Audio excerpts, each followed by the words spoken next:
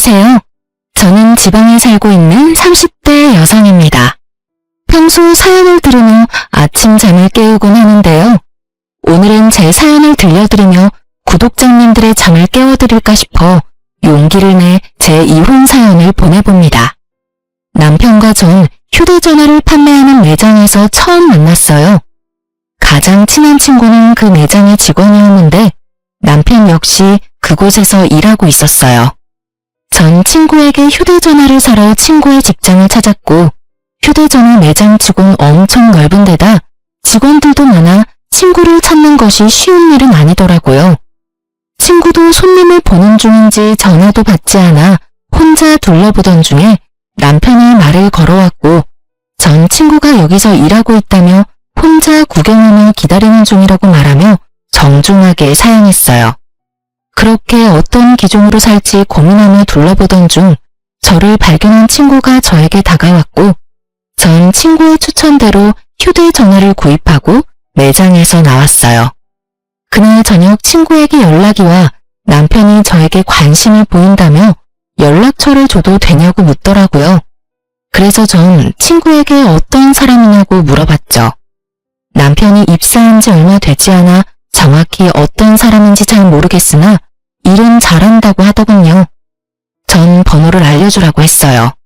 괜히 안 된다고 했다가 중간에서 친구가 곤란할 수도 있겠다는 생각도 있었지만 매장에서 본 남편의 인상이 나쁘진 않았거든요. 평소 곰돌이푸 같은 남자를 좋아했는데 딱 그런 스타일의 푸근한 인상이었어요. 그렇게 저흰 연락을 주고받다 연인 사이가 되었고 결혼까지 하게 되었죠. 결혼을 준비하며 얼굴을 붉힐 일이 있었는데 일단 그 이야기부터 시작할게요. 그땐 저희가 반지와 예물을 보러 다닐 때였는데 저와 남편이 유난히도 시간이 맞지 않아 남편 반지와 제 예물을 예비 신우와 함께 보러 가게 되었어요. 남편에겐 이미 친정에선 고가의 명품 시계를 해줬던 터라 저도 내심 기대를 하고 있었죠.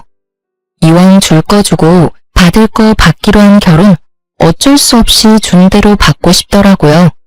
그래서 전 남편에게 가방보다 금을 더 좋아하니 혹시나 명품 가방 사줄 생각이면 가방보단 금을 해줬으면 좋겠다고 미리 언지를 줬어요.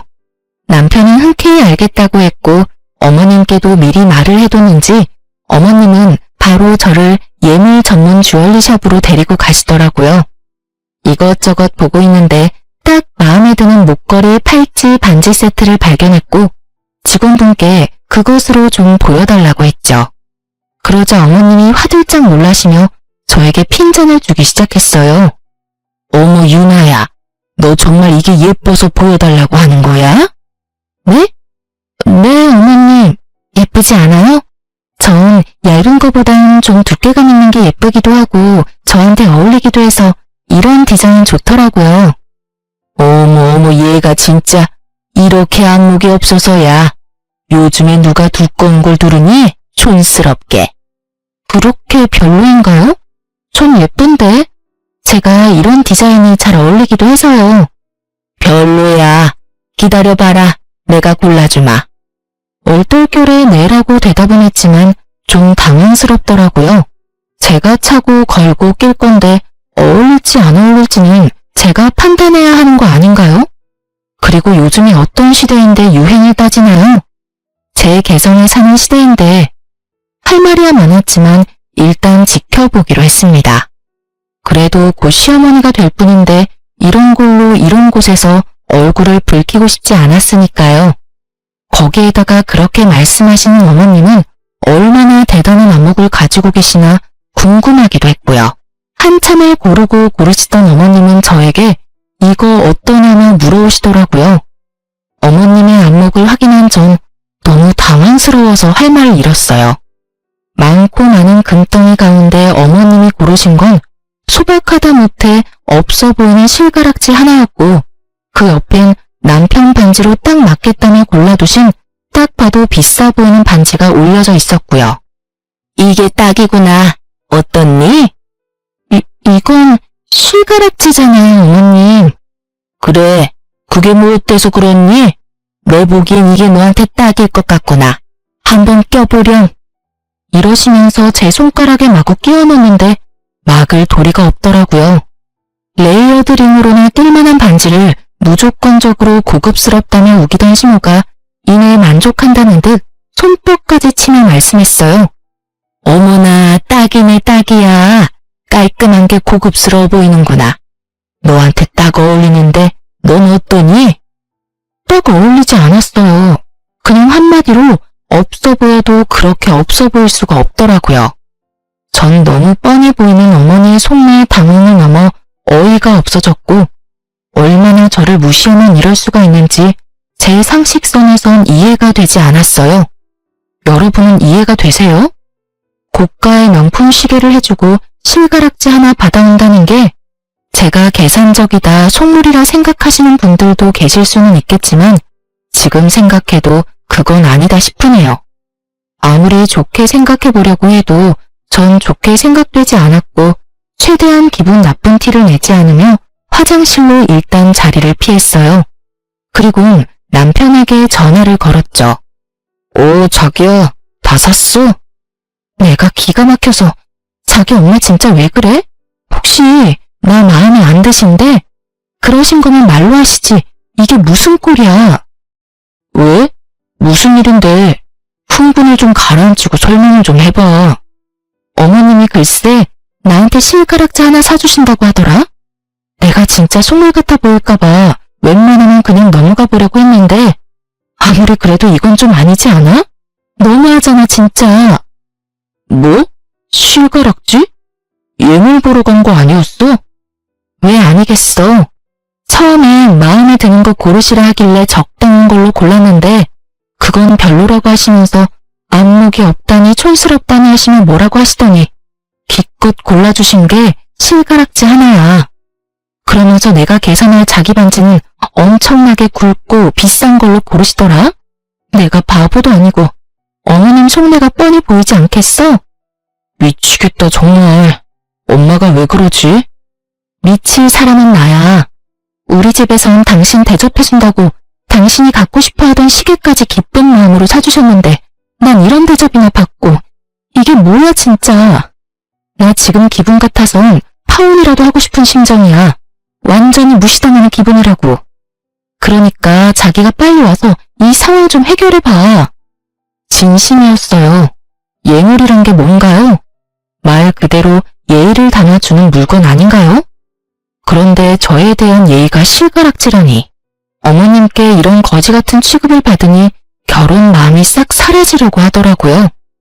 마침 남편 회사 근처였기에 남편은 생각보다 더 빨리 샵으로 들어왔고 불이 나게 달려온 남편을 본 시모는 말까지 더듬으며 조금 전과는 전혀 다른 태도를 보이더군요. 이윤아야, 다시 보니 아까 네가 고른 게 제일 괜찮은 것 같으네. 다시 보니 고급스럽네. 이걸로 할까? 아깐 별로라고 하셨잖아요. 촌스럽다고 하셨는데 다시 보니 괜찮으세요? 그래, 다시 보니 괜찮네. 어느새 저와 어머님 근처까지 걸어온 남편은 어머님이 애써 감추고 있던 실가락지를 발견했고 그 반지를 들어올리며 어머님께 따져 묻더라고요. 엄마, 이건 뭐야? 설마 이거 윤아 사주려고 그랬어? 고작 이 반지를? 아니야. 내가 미쳤니? 절대 아니야. 지금 이 세트로 사자고 말 끊는 상황이었어, 아들.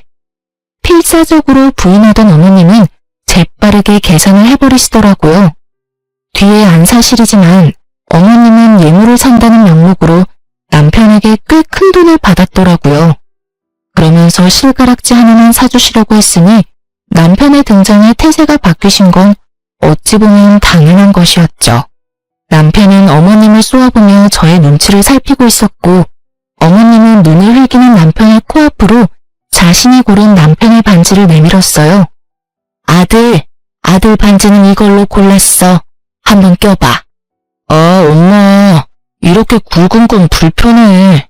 그리고 결혼 반지인데 윤아 반지랑 똑같은 디자인으로 해야지. 그냥 윤아 반지랑 같은 걸로 할게. 남편의 말에 어머님은 눈앞에서 돈이라도 뺏긴 듯한 표정을 지으며 남편을 설득하려 애썼지만 남편은 저는 단호했어요.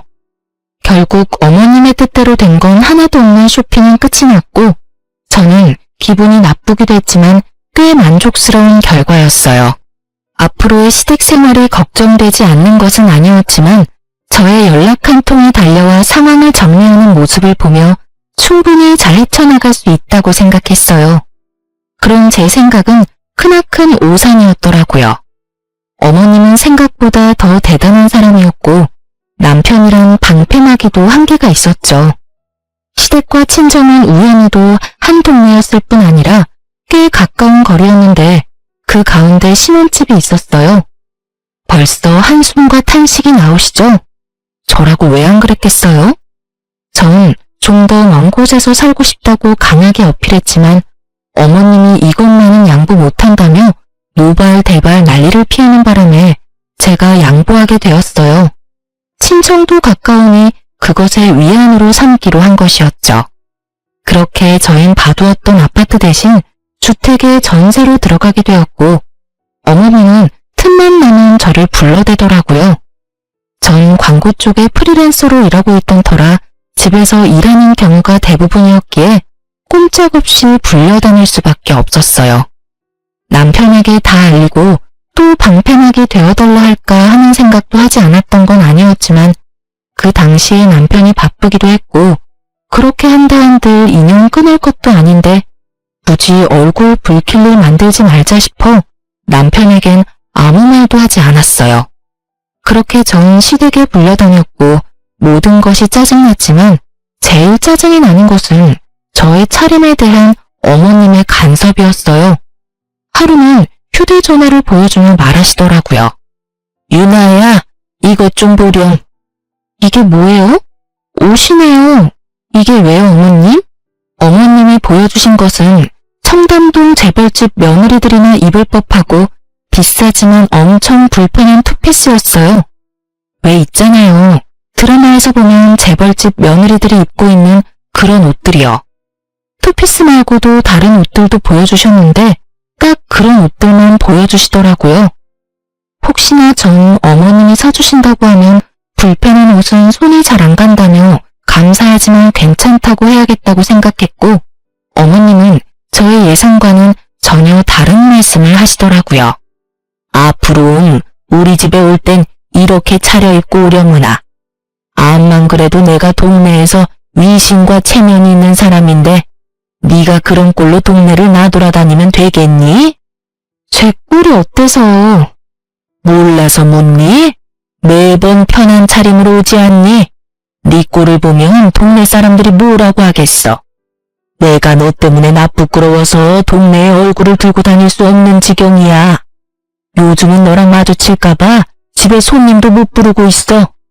그러니까 앞으로는 이런 옷들만 사고 차림에 신경을 좀 쓰도록 해라. 알겠니? 굳이 그렇게까지 해야 할까요? 집도 가까운데 그렇게까지 차려입는 게 더 이상한 것 같아요, 어머님. 시댁이랑 가까우면 막 와도 된다는 법이라도 있니? 난 그런 꼴은 못 본다. 네가 내 며느리가 된 이상 이것만큼은 내 뜻에 따르거라. 난 다른 건 몰라도 남의 입방아에 오르내리는 건 못 참아. 알겠어? 전 아무런 대답을 하지 않았어요.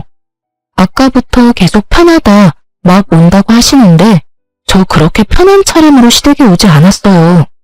청바지에 니트 차림, 면바지에 가디건 이런 식으로 나름 챙겨 입고 왔었어요. 아니 그리고 걸어서 2분 걸리는 시댁에 가겠다고 그렇게까지 차려입어야 하나요? 심지어 남편은 친정에 갈 때 집에서 입고 있던 편안한 차림으로 가는데 왜 저만 그런 불편한 차림으로 시댁에 와야 하는지 이해도 납득도 되지 않더라고요. 그리고 웃긴 건 그렇게 말씀하시는 어머님 차림은 어떤지 아시나요? 목이 다 늘어난 티셔츠에 몸빼바지같이 축 늘어지는 바지만 늘 입고 있거든요. 저에게 간섭하실 시간에 본인 차림이나 신경 쓰시지 하는 생각이 들더군요. 전 당연히 그런 옷은 사지 않았고 살 생각도 없었어요. 그래도 어머님 말씀은 완전히 무시하긴 좀 그래서 나름 불편하지 않은 선에서 과하지 않게 신경 써서 입고는 가드렸어요. 그런 저의 모습에 어머님은 역정까지 내시며 뭐라고 하시더라고요. 예, 너는 내 말을 어떻게 들은 거야? 내가 분명 옷차림에 신경을 쓰라고 했지? 너 지금 나 무시하니? 너는 말해라. 난 내 마음대로 하련다. 이거니 지금? 에이, 어머님, 무슨 말씀을 그렇게 하세요. 제가 설마 그렇게 어머님을 무시하겠어요? 그런 거 전혀 아니고요. 어머님이 말씀하신 고급스러운 옷으로 알아봤는데 글쎄 100만 원 가까이 하는 것도 있고 제일 저렴한 게 100만 원 조금 안 되더라고요. 너무 비싸서 못 샀어요. 저도 정말 사고 싶었는데 그래서 드리는 말씀인데 어머님이 좀 사주시면 안 될까요? 선물 주신다고 생각하시고 사주시면 제가 감사한 마음으로 입고 올게요. 이왕 사주시는 김에 한 두세 벌 사주시면 번갈아 가면서 입고 올 수 있을 것 같아요. 어머님의 어이없는 요구에 전 뻔뻔하게 대응했고 그런 저의 대응에 어머님은 할 말이 없으신지 말을 돌리시더라고요. 어머님은 당연히 사주실 리가 없었고 전 그날 이후 평소 차림대로 다닐 수가 있었어요. 시댁에 자주 물려가긴 했지만 그것도 적응이 되니 할만하더라고요. 사연에 등장하는 다른 시어머니들과는 다르게 어머님은 몸을 쓰는 일 대신 저와 수다를 떨었고 그 시간이 곤욕스러울 때도 있었지만 대부분은 뭐 참을만 했어요. 그렇게 짚고 시댁을 오가는 생활에 적응이 될 때쯤 김장철이 다가왔어요. 남편에게 들은 바론 김장을 크게 하지 않는다고 들었는데 어머님은 무슨 작정을 하셨는지 배추 100포기를 주문하셨다고 하시더라고요. 전화로 그 이야기를 어머님께 전해 듣는데 당황스럽기까지 하더군요. 그러면서 하시는 말씀이 정말 가관이었습니다. 그런데 너 김장은 할 줄 알지? 그 정도는 배워서 시집 온 거지? 아니요. 친정에서 하는 건 본 적 있는데 직접 해본 적은 없어요. 어머님, 아무래도 100포기는 너무 많은 것 같은데 좀 줄이는 건 어떠세요? 100포기가 많긴 뭐가 많니? 그것도 한 끼 두 끼 먹다 보면 금세 돈 나. 어휴, 올해는 며느리도 있어서 좀 편하게 하겠다 싶었는데 넌 도대체가 김장도 안 배우고 뭐 했니? 요즘 시집가면서 김장까지 배우고 가는 여자가 몇이나 되나요? 또 시작이구나 싶은 마음이 들더군요. 그러게요. 남편이 자기 집은 김장 크게 안 한다고 해서 굳이 배울 필요가 있을까 싶었는데 100포기나 하신다고 하니 제가 뭐 드릴 말씀이 없네요. 작년까진 그랬지. 하지만 이제 너도 시집 왔고 이 정도는 당연히 해야 하지 않겠어? 너도 먹고 우리 아들도 먹어야 할 거 아니야. 아, 네. 제가 김장날 가서 열심히 배우면서 도와드릴게요.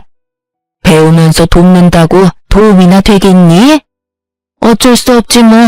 네 친정엄마라도 와서 도우라고 해. 네가 못하니 사돈이라도 와서 도와야지 어쩌겠어? 딸이 못하니까 엄마라도 와야지. 저희 엄마요? 아, 같이 하시고 나누시게요? 어차피 엄마도 김장하시니까 한번 여쭤볼게요. 아마 좋다고 하실 것 같긴 하네요. 예, 그게 무슨 소리니? 나눠주긴 뭘 나눠줘? 그냥 와서 너 대신 일만 하라는 뜻이다. 이때까지 내가 한 말 뭐로 들었니? 100포기 가지고 누구 코에 붙인다고 그걸 나눠줘? 무슨 저희 엄마가 시댁 전용 도우미도 아니고 이쯤 되니 한번 해보자는 뜻으로밖에 들리지 않더군요. 생각하는 것만큼 호락호락하지 않은 며느리라는 것을 기필코 보여드려야겠다는 생각이 들었어요. 그러니까 저희 엄마한테 무급으로 가서 일만 하고 가란 이 말씀이네요? 그래, 이제야 내 말 뜻을 제대로 알아듣는구나. 그러면 김장 날짜 정해서 알려줄 테니 사돈한테 말 좀 전해주려무나. 아니요, 어머님. 옛말에 일하지 않는 자 먹지도 말라고 저희는 김치 안 먹고 일도 안 할게요. 남편이 워낙 김치를 좋아하니 가서 도와드리고 좀 받아오려고 했는데 친정엄마까지 고생시켜가면서 먹고 싶지는 않아서요. 그깟 김치 안 먹어도 되니까 어머님 혼자 하시고 아버님이랑 사이좋게 나눠 드세요. 그러면 끊을게요. 들어가세요, 어머님. 저는 전화를 끊어버렸고 그 뒤로 오는 어머님의 전화는 받지 않았어요. 어머님의 생각이 가당치도 않아 헛웃음만 나오던 그때 계속해서 어머님이라고만 뜨던 휴대전화 액정에 친구 이름이 보이더라고요. 그 친구는 남편과 함께 일하는 친구였는데 전화 올 시간이 전혀 아닌데 전화가 와 혹시 남편에게 무슨 일이 생겼나 싶은 마음에 급하게 전화를 받았어요. 여보세요?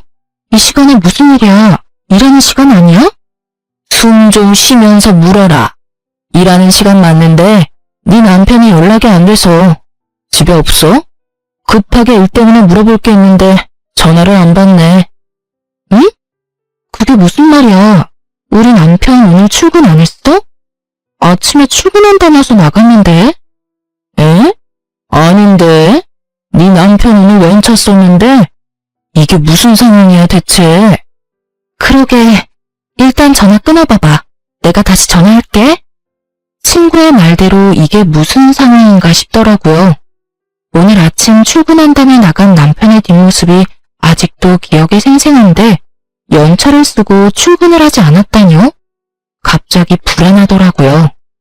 남편이 허튼 짓 한다고 상상조차 못했던 터라 남편의 행방은 가늠도 되지 않은 채 그저 불안했어요.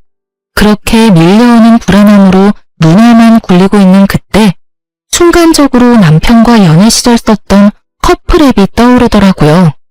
그 앱엔 위치 추적 기능이 있었는데 아주 정확하진 않아도 꽤 괜찮았던 기억이 났어요. 전 주저하지 않고 남편의 위치를 확인하니 어느 공원이었고 전 외투와 지갑을 챙겨 남편이 있는 곳으로 향했어요. 출근을 하지 않은 남편 그리고 공원. 택시를 타고 가는 내내 저의 머릿속에 온갖 불안감 가득한 상상들이 오갔어요. 그중 남편의 외도에 대한 상상은 단 하나도 없었기에 택시에서 내려 남편을 찾은 저는 큰 충격에 빠지게 되었어요. 네, 남편은 출근한다며 저를 속이고 나가선 낯선 여자와 커플 자전거를 타고 있더라고요. 매서운 바람이 부는 추운 날 뭐가 그렇게도 좋다고 자전거를 타며 그리도 해맑게 웃고 있는지 저는 무의식적으로 몸을 숨기고 남편을 훔쳐보았고 혹시 모르는 상황을 대비해 사진도 찍어두었습니다. 이런 상황에서 사진이나 찍을 정신이 있을까 했었는데 머리보다 손이 먼저 움직여 사진을 찍고 있더라고요. 그렇게 전 남편과 상간녀를 뒤쫓으며 두 사람의 행복한 모습을 사진으로 남겼고 그러는 와중 남편이 휴대전화를 2대 쓰고 있다는 사실을 알게 되었어요. 제가 아는 남편의 휴대전화는 저와 커플로 S사 휴대전화였는데 상간녀와 함께 있던 남편의 손엔 사과 휴대전화가 들려있더라고요. 외도 사실을 확실하게 확인한 저는 집으로 돌아왔고 그제서야 눈물이 나더라고요.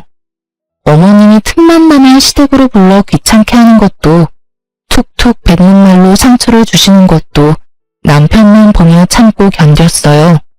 누구보다 가정에 헌신적이고 저를 사랑해준다고 생각했기에 어머님의 괴롭힘도 남편에게 알리지 않고 혼자 해결하며 지냈던 것인데 남편의 사랑은 거짓이었고 저의 무조건적인 믿음과 사랑을 이런 식으로 돌려준다고 생각하니 눈물이 멈추지 않더군요. 저는 제가 생각했던 것보다 남편을 훨씬 더 사랑하고 있었더라고요. 그런 제 마음은 그 많은 눈물과 함께 흘렀고 마음의 진정이 찾아올 때쯤 저의 머릿속엔 딱 2글자만이 남았더군요. 복수. 이제 저에게 남은 건 복수뿐이었고 어떻게 하면 이 상처받은 마음을 달랠 수 있을까 생각했어요. 일단 아무렇지 않은 척을 하며 더 많은 사실을 알아내기로 결정했어요.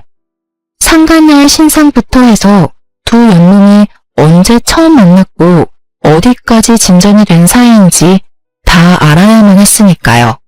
저녁이 되자 평소와 다름이 없는 모습의 남편이 돌아왔고 전 역시 평소와 똑같은 모습으로 대하며 남편이 잠들기만을 기다렸죠.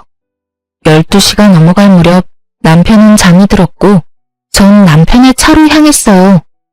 남편이 씻는 사이 가방과 옷가지를 뒤졌었는데 그곳엔 사과 휴대전화가 없었으니 남은 곳은 차뿐이었죠.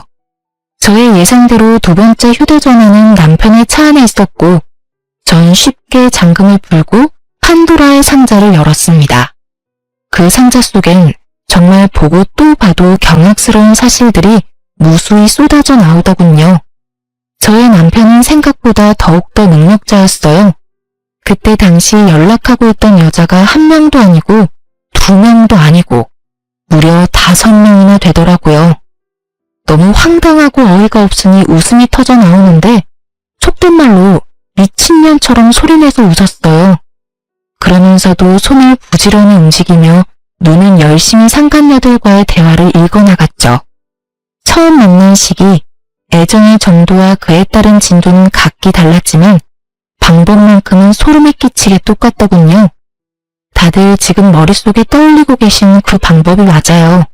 남편은 직장에서 휴대전화를 판매하며 여자들을 꿰었고 그것은 저와의 첫 만남과 아주 많이 닮아 있었어요.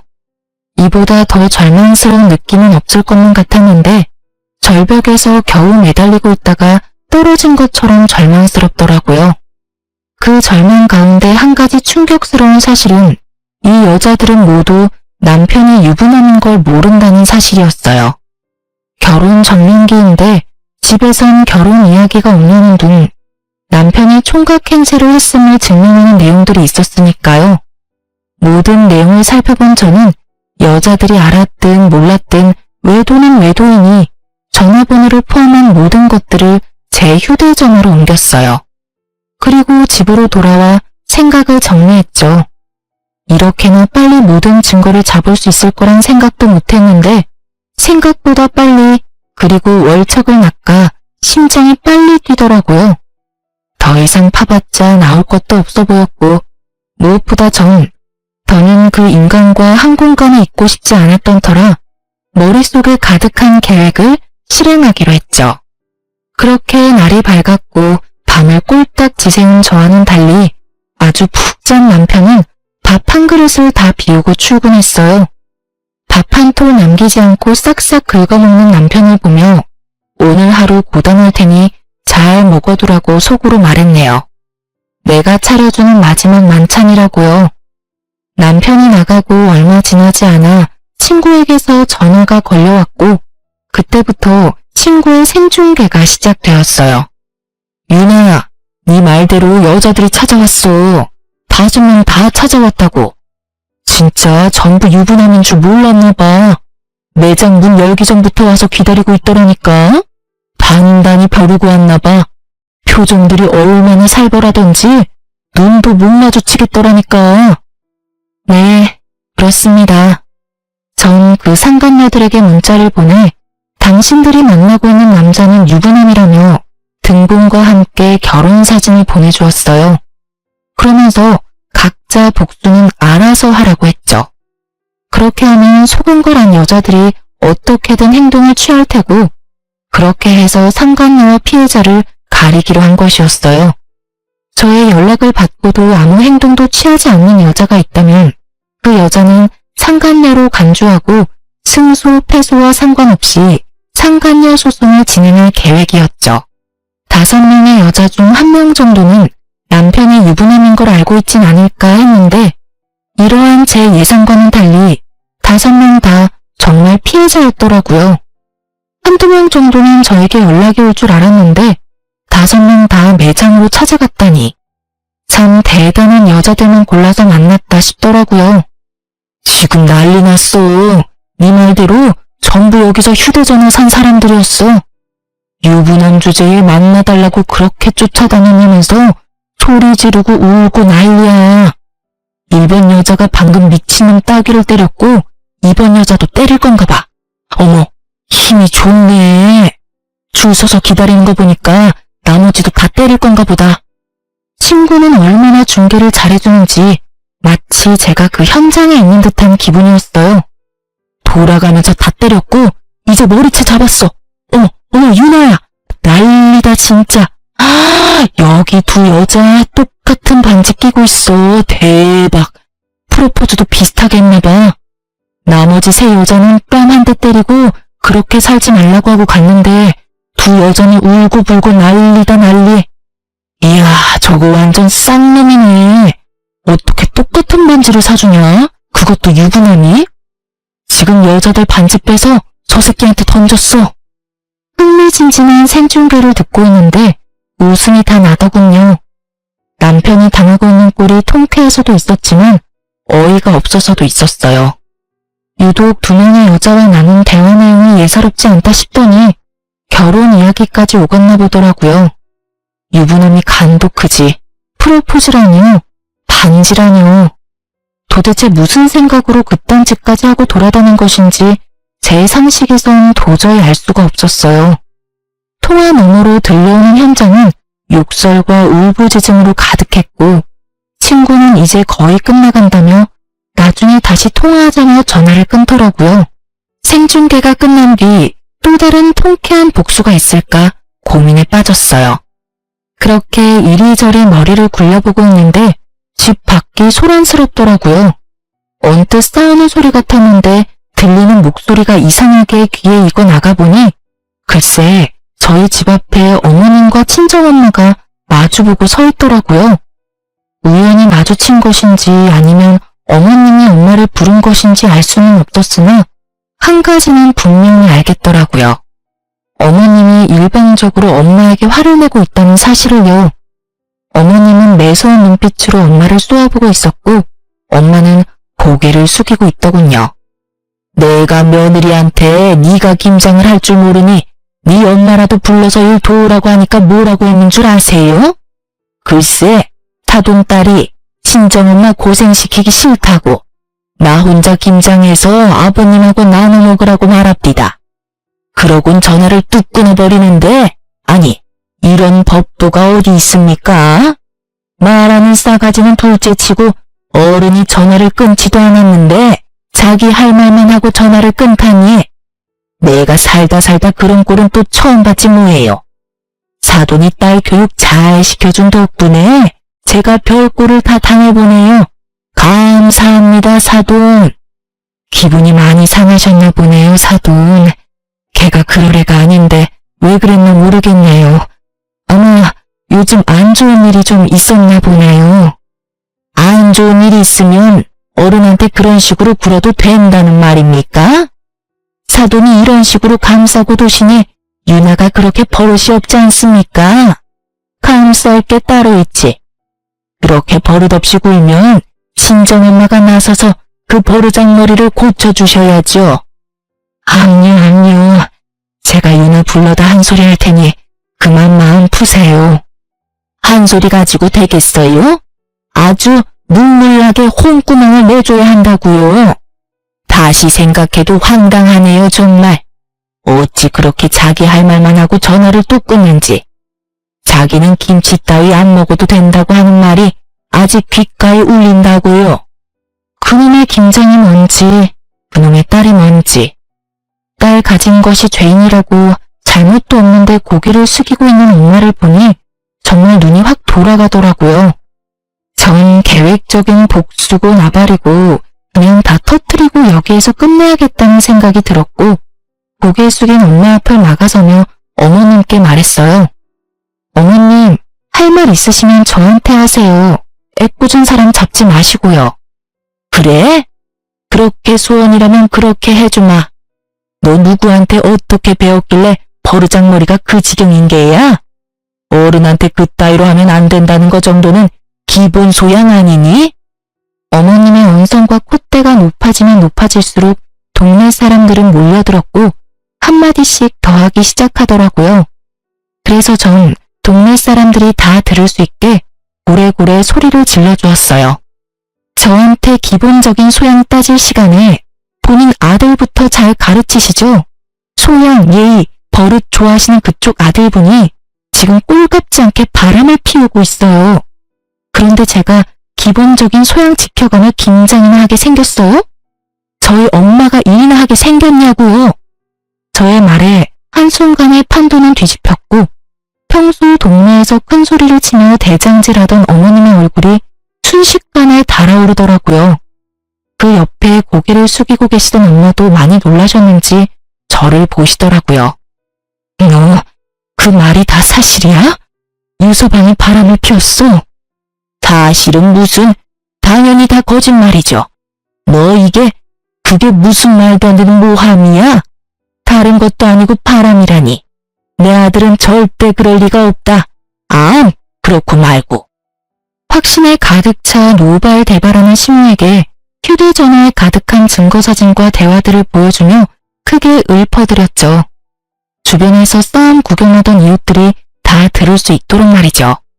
두 눈으로 아들의 파렴치한 짓을 본 어머님은 잠깐 멈칫하는 듯 하더니 손바닥 뒤집듯 태세를 바꾸시더군요.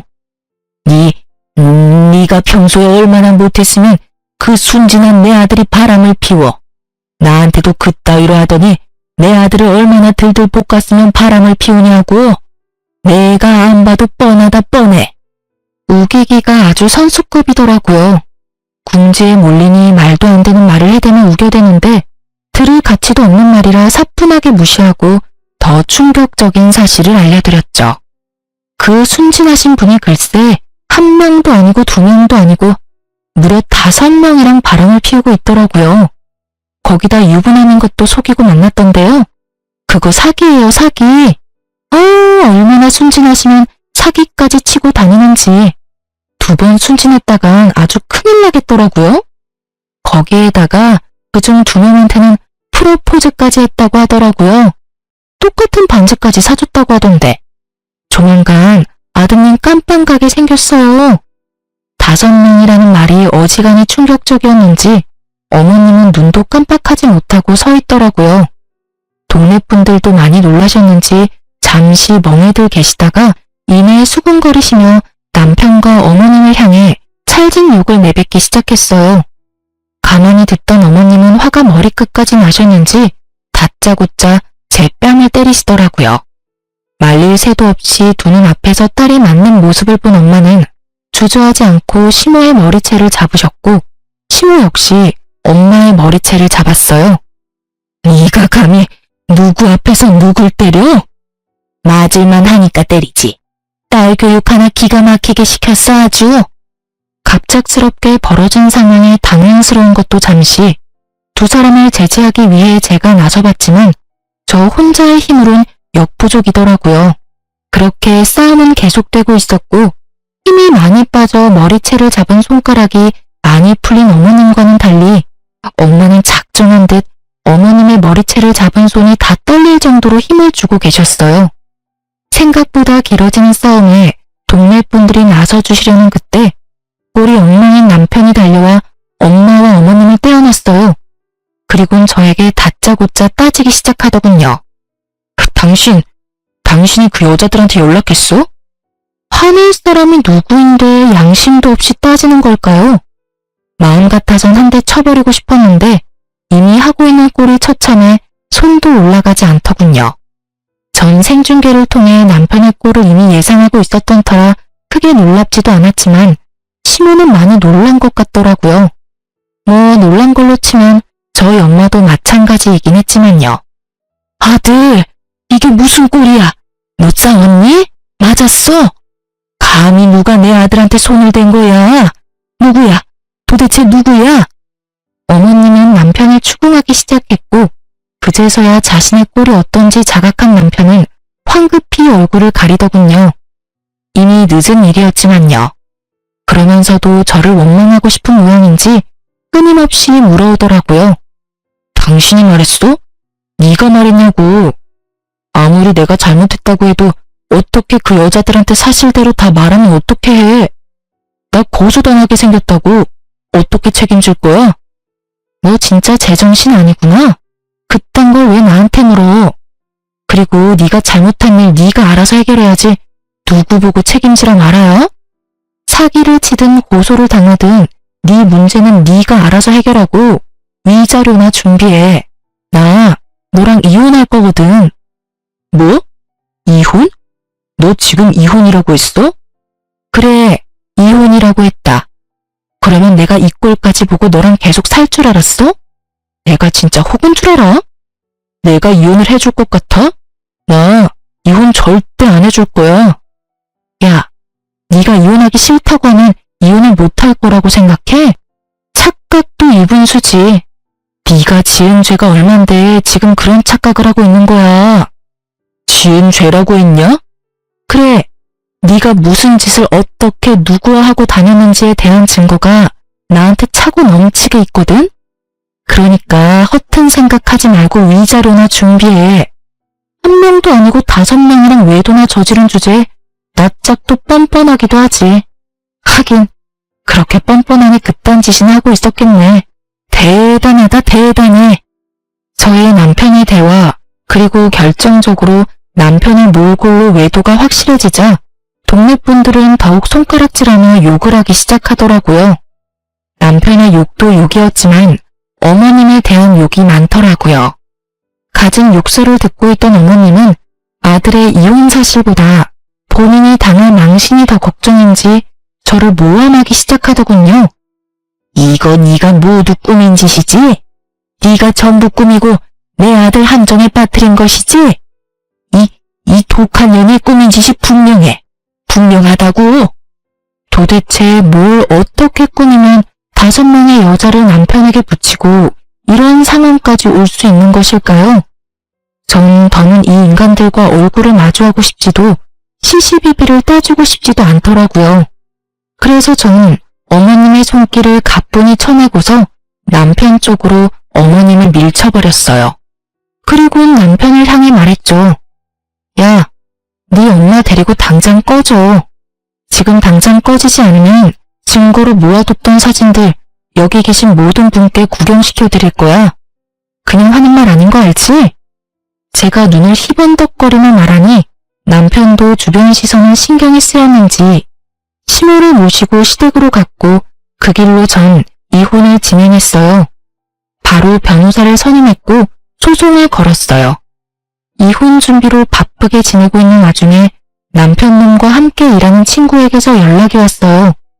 제 안부를 물으며 그놈이 어떻게 지내고 있는지 알려주더군요. 유나야, 어떻게 지내? 나 이혼 준비하면서 그렇게 지내지. 걱정하지 마. 생각했던 것보단 잘 지내. 그래, 그렇다면 다행이고. 내가 얼마나 걱정했는지 몰라.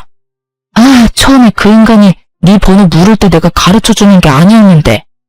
아니야. 내가 알려주라고 해서 네가 알려준 거잖아. 엄연히 따지면 전부 내 탓이지 뭐. 난 정말 괜찮으니까 괜히 자책하지 마. 그나저나 그 인간은 거기 계속 다니고 있어? 출근은 해? 놀랍게도 다니고 있어. 얼마나 뻔뻔한지 그 난리가 났었는데도 꿋꿋하게 출근을 하더라니까. 진짜 뻔뻔하긴 하다. 나 같으면 절대 못 나갈 것 같은데. 하긴 위자료 주려면 열심히 일은 해야지. 하긴 여기 사람들 다 손가락질하고 욕하고 난리도 아니야. 그뿐인 줄 알아? 말 걸어도 다 무시하는데 그 모진 냉대에도 네 말대로 위자료 주려고 그러는지 얼굴에 철판 깔고 열심히도 출근하고 있어. 근데 그러면 뭐라니? 이혼 소송 말고 사기로도 소송 2건이나 진행 중인 것 같던데. 거기에 정신이 쏙 빠져서 일도 엉망진창으로 하고 매출도 못 내고 있어서 곧 잘릴 것 같아. 완전 오늘 내일 하고 있어. 그거 참 뿌린 대로 잘 거뒀다고 생각했어요. 다른 소송은 어떻게 마무리되었는지 잘 모르겠지만 전 위자료를 받고 이혼했습니다. 명백한 유책 배우자는 남편이었기에 결과에 큰 이변은 없었죠. 전 시댁은 동네에서 망신을 크게 당했기에 집을 싼 값에 급하게 내놨지만 생각만큼 빨리 나가지 않더라고요. 덕분에 친정에 있던 저의 귀에도 그 망할 식구들의 소식이 들려오더라고요. 그렇게 전해 들은 소식에 의하면 이러했죠. 그 집구석에서 유일하게 제정신이었던 전 시부가 그래도 아들인지라 전 남편을 집으로 받아주긴 했지만 소송에 관한 그 어떤 금전적인 도움은 없을 거라고 못을 박았다고 하더군요. 저에게 위자료를 주고 남은 돈이 얼마 없다는 것을 뻔히 다 알고 있던 전 시부는 전 시부 몰래 돈을 해주려다 걸리게 되었고 그렇게 둘 다 집에서 쫓겨났다고 하더군요. 우연히 외출하고 돌아오는 길에 전 시댁 앞에서 무릎 꿇고 앉아 빌고 있는 두 사람을 봤는데 참 통쾌하더군요. 여보, 한 번만 용서해줘요.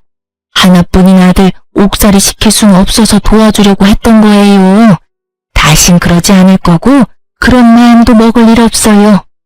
이제 도와주려고 해도 당신이 다 뺏어가서 돈도 없잖아요. 그러니 문 좀 열어줘요.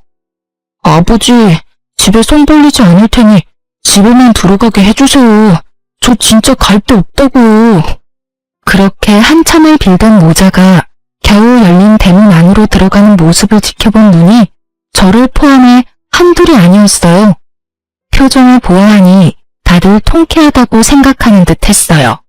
저 역시 그러했고요.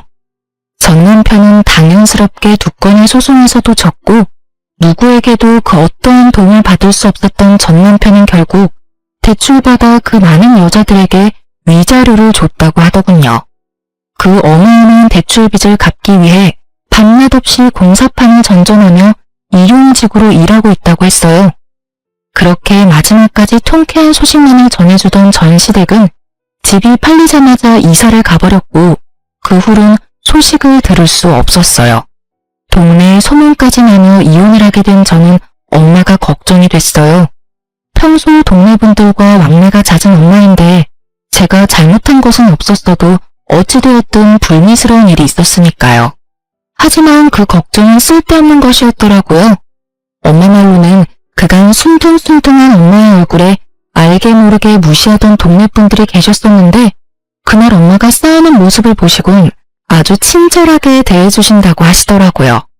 그러면서 앞으로는 참지 않고 살 거라고 하시는데 한참을 웃었어요. 요즘 제 근황을 말씀드리자면 전 남편한테 받은 위자료로 작은 사무실을 차렸어요. 그 사무실에서 먹고 자며 하던 일을 계속하고 있어요. 결혼 생활을 할 땐 전 시댁에서 오는 스트레스가 이만저만이 아니었던 터라 일에 집중도 되지 않고 그렇다 보니 결과물 역시 만족스럽지 못했는데 요즘은 정말 이래도 되나 싶을 정도로 일의 능률이 향상되었어요. 저를 찾아주시는 고객분들도 많아지고요. 요즘엔 기업에서도 의뢰가 들어와 이런 추세라면 직원을 뽑아야 할 것 같은데 어떻게 할지 고민에 빠져있네요. 참 행복한 고민이죠? 이렇게 이혼 후 모든 일이 잘 풀리고 큰 걱정 없이 살고 있습니다. 이로써 저의 이야기는 끝이 났어요. 제 나름대로는 통쾌한 결과였는데 여러분은 어떠셨는지 모르겠네요. 두서없는 사연 끝까지 들어주신 구독자분들 감사합니다. 좋은 하루 되세요.